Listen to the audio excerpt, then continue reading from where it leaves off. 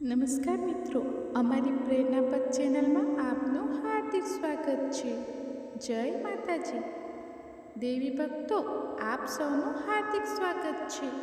આપણી આ કથામાં માં દુર્ગાના ચોથા સ્વરૂપમાં કુષ્માંડાની ઉત્પત્તિ, તેમના અદ્ભુત કાર્યો અને મહિમાનું વિસ્તૃત વર્ણન ગુજરાતી ભાષામાં પ્રસ્તુત છે.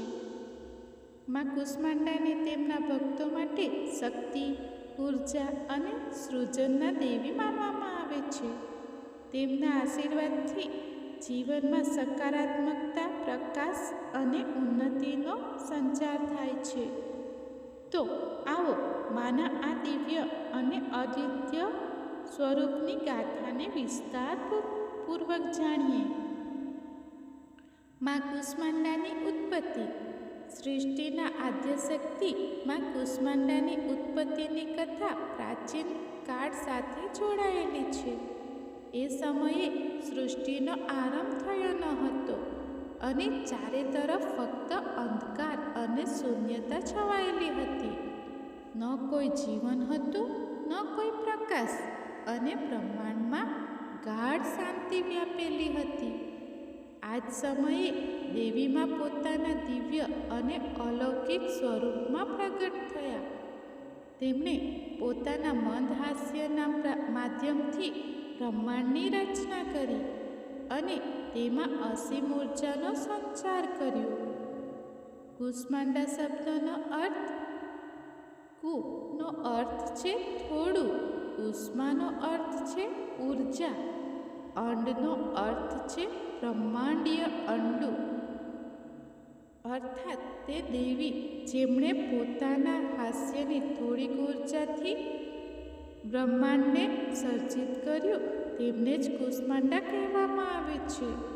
માં કુષ્માંડાના હાસ્યમાંથી બ્રહ્માંડીય ઈંડાની ઉત્પત્તિ થઈ, જેનાથી સંસારની શરૂઆત થઈ.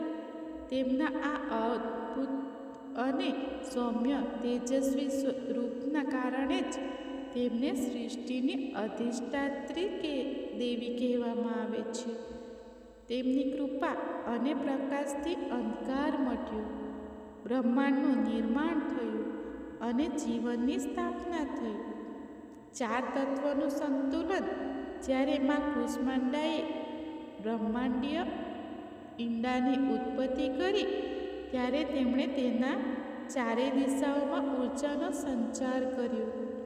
આ ઉર્જાના પ્રવાહથી ચાર તત્વો પૃથ્વી, આકાશ, વાયુ અને જળની રચના થઈ.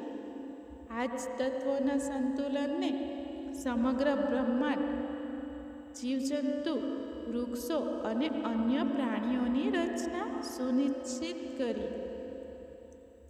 માં કુષ્માંડાની સર્જનાત્મક શક્તિ દરેક જીવમાં વિદ્યમાન છે અને તેમના જ્ઞાનથી બ્રહ્માંડમાં સંતુલન અને સુવ્યવસ્થા જળવાઈ રહે છે. માં કુષ્માંડાનું દિવ્ય સ્વરૂપ અને મહિમામાં કુષ્માંડાનું સ્વરૂપ અત્યંત દિવ્ય, અદ્ભુત અને પ્રેરણાદાયક છે. અષ્ટભુજા દેવીમાં કુષ્માંડા 8 ભુજાઓવાળી દેવી છે. 8 ભુજાઓને કારણે તેમને અષ્ટભુજા દેવી પણ કહેવામાં આવે છે. તેઓ પોતાના હાથોમાં વિવિધ શસ્ત્રો અને દિવ્ય વસ્તુઓ ધારણ કરે છે. કમંડળ, ધનુષ, બાણ, કમળ, અમૃત કલશ, ચક્ર, ગદા અને જપમાળા. આ સ્વરૂપ સર્જન, પાલન અને વિનાશની શક્તિઓનું પ્રતીક છે, જે તેમને ત્રણેય લોકની રક્ષક બનાવે છે. સિંહ વાહનમાં કુષ્માંડાનું વાહન સિંહ છે, જે શક્તિ, વીરતા અને સાહસનું પ્રતીક છે. સિંહ પર તેમનું આરૂઢ થવું એ દર્શાવે છે કે માં પોતાના ભક્તોની રક્ષા માટે હંમેશા તત્પર રહે છે અને કોઈ પણ સંકટ કે શત્રુઓનો સંહાર કરી શકે છે. મધુર મુસ્કાન અને અમૃત કલશ. માના મુખ પર હંમેશા મધુર મુસ્કાન રહે છે. આ મુસ્કાન તેમના ભક્તો પ્રત્યેના સ્નેહ અને કરુણાનું પ્રતીક છે. આ મુસ્કાનથી જ બ્રહ્માંડની ઉત્પત્તિ થઈ હતી. તેમના એક હાથમાં અમૃત કલશ છે, જે અમૃતત્વ, સ્વાસ્થ્ય અને દીર્ઘાયુનું પ્રતીક છે. આ દર્શાવે છે કે મા કુષ્માંડાની કૃપાથી ભક્તોને દીર્ઘાયુ, ઉત્તમ સ્વાસ્થ્ય અને સમૃદ્ધિ પ્રાપ્ત થાય છે. સૂર્યની અધિષ્ઠાત્રી દેવીમાં કુષ્માંડા સૃષ્ટિની આરંભ કરતા અને બ્રહ્માંડીય ઉર્જાની અધિષ્ઠાત્રી દેવી માનવામાં આવે છે. તેમનું નિવાસસ્થાન સૂર્યમંડળમાં છે. તેમના આશીર્વાદથી સૂર્ય પોતાની અદ્ભુત ઉર્જાથી સંસારને પ્રકાશિત કરે છે અને જીવોમાં જીવનનો સંચાર થાય છે. તેમની ઉપાસનાથી જીવનમાં નવી ઉર્જા, ઉત્સાહ અને પ્રેરણાનો સંચાર થાય છે. મા કુષ્માંડાની ઉપાસનાનું મહત્વ. મા કુષ્માંડાની પૂજા વિશેષ રૂપે નવરાત્રિના ચોથા દિવસે કરવામાં આવે છે. પૂજાના લાભમાં કુષ્માંડાની ઉપાસનાથી ભક્તોને નીચે મુજબના લાભ પ્રાપ્ત થાય છે. આરોગ્ય અને દીર્ઘાયુ.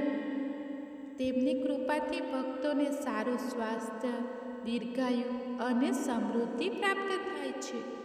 તેમના આશીર્વાદથી રોગોનો નાશ થાય છે અને વ્યક્તિ રોગમુક્ત, શક્તિશાળી અને ઉર્જાથી ભરપૂર બને છે. સુખ અને સમૃદ્ધિ. મા કુષ્માંડા ભક્તોને સુખ, શાંતિ અને સમૃદ્ધિના આશીર્વાદ પ્રદાન કરે છે. તેમની ઉપાસનાથી ઘરમાં લક્ષ્મીનો વાસ થાય છે. સકારાત્મકતા અને આત્મવિશ્વાસ.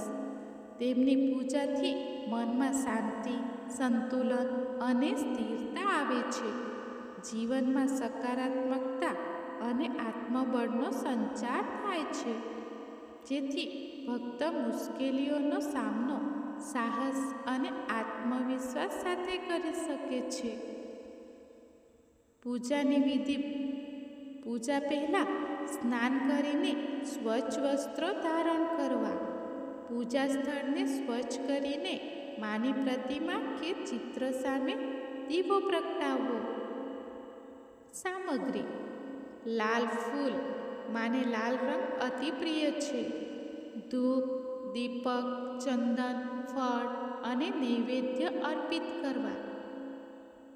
અમૃત કલશને પાણીથી ભરીને પણ રાખી શકાય. મંત્ર જાપ. પૂજા દરમિયાન મંત્રનો ઓછામાં ઓછો એક માળા 108 વાર જાપ કરવો જોઈએ.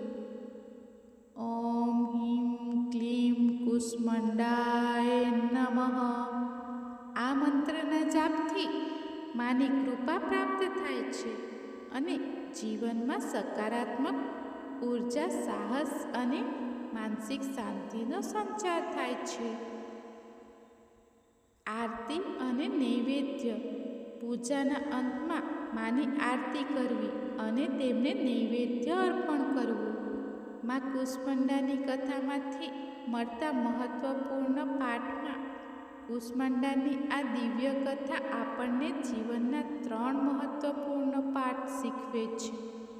1. સર્જનની શક્તિ. માની ઉત્પત્તિ અને મુસ્કાનથી બ્રહ્માંડનું નિર્માણ થયું. આ આપણને શીખવે છે કે જીવનમાં દરેક મુશ્કેલી પછી નવી શરૂઆત અને સર્જનાત્મક ઉર્જાનું હોવું જરૂરી છે. આપણે દરેક પરિસ્થિતિમાં નવા દૃષ્ટિકોણ અને સર્જનની શક્તિ સાથે આગળ વધવું જોઈએ. નંબર 2. આત્મબળ અને સકારાત્મક દૃષ્ટિકોણ. તેમની ઉપાસનાથી ભક્તોમાં આત્મબળ અને સાહસનો સંચાર થાય છે. જીવનમાં આવનારી મુશ્કેલીઓનો સામનો સકારાત્મક દૃષ્ટિકોણ અને નિર્ભયતા સાથે કરવો જોઈએ. 3.